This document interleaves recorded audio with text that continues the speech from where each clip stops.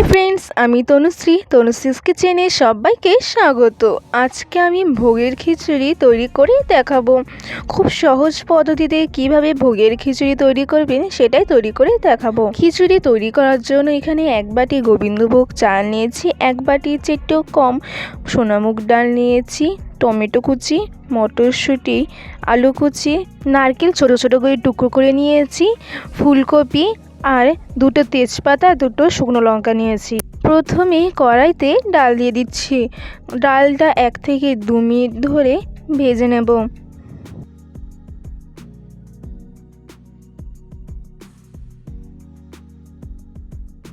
ভাজতে ভাজতে দেখতেই পাচ্ছেন ডালের কালারটা হালকা চেঞ্জ হয়ে গেছে। এবার ডালটা নামিয়ে রেখে দিচ্ছি। কড়াইতে সাদা তেল দিয়ে দিচ্ছি। তেলটা গরম হয়ে গেলে আগে থেকে টুকরো করে রাখা ফুলকপিগুলো দিয়ে দেব। ফুলকপিগুলো হালকা লাল করে ভেজে নেব।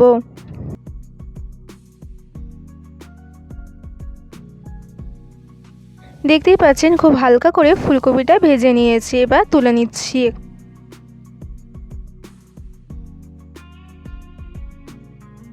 ওই একই কড়াইয়ের তেলে আলু দিয়ে দিচ্ছি, দিয়ে আলুটা হালকা করে ভেজে নেব।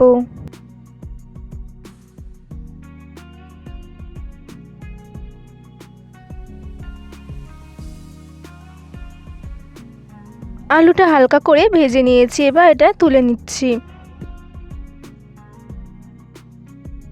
এবার নারকেল কুচিটা দিয়ে দিচ্ছি। নারকেলটা হালকা লাল করে ভেজে নেব।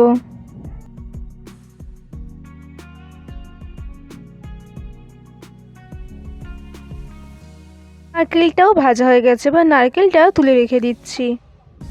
ওই একই কড়াইতে আরও 2 টেবিল স্পুন তেল দিয়েছি। তেলটা গরম হয়ে গেলে 2টো এলাচ, 2টো তেজপাতা, 2টো শুকনো লঙ্কা, 2 টেবিল স্পুন আদা বাটা আর 2টো কাঁচা লঙ্কা দিয়ে দিচ্ছি।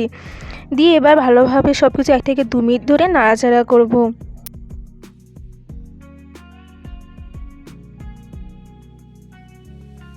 এবার টমেটো কুচিয়ে দিয়ে দিচ্ছি, দিয়ে খুব ভালোভাবে নাড়াচাড়া করব যতক্ষণ না টমেটোটা মেল্ট হচ্ছে।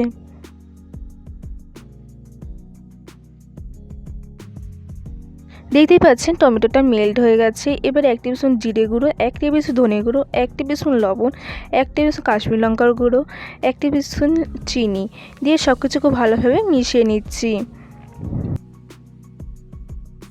হলুদটা দিতে ভুলে গেছিলাম, তাই আবার একটু পরে হলুদটা অ্যাড করে দিয়েছি। দিয়ে আবার সব কিছু খুব ভালোভাবে কষিয়ে নিচ্ছি। দেখতেই পাচ্ছেন মশলা থেকে তেল ছেড়ে দিয়েছে। এবার ডাল আর চালটা অ্যাড করে দিচ্ছি, দিয়ে মশলার সাথে খুব ভালোভাবে মিশিয়ে নেব।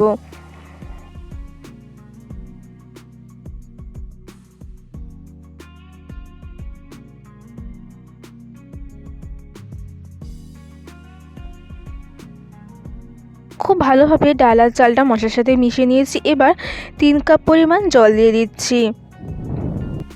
এবার এর মধ্যে আলু ভাজা আর ফুলকপি ভাজাটাও দিয়ে দিচ্ছি, দিয়ে 10 থেকে 15 মিনিটের জন্য ঢাকা দিয়ে রেখে দেব। 10 মিনিট পর দেখতেই পাচ্ছেন চালটা 80% মতো সেদ্ধ হয়ে গেছে। এই পর্যায়ে এসে মটরশুঁটি, নারকেল ভাজাটা আর কাজু বাদামটা দিয়ে দিচ্ছি, দিয়ে খুব ভালোভাবে মিশিয়ে নিচ্ছি। মেশানো হয়ে গেলে আবারও 5 মিনিটের জন্য ঢাকা দিয়ে রেখে দেব।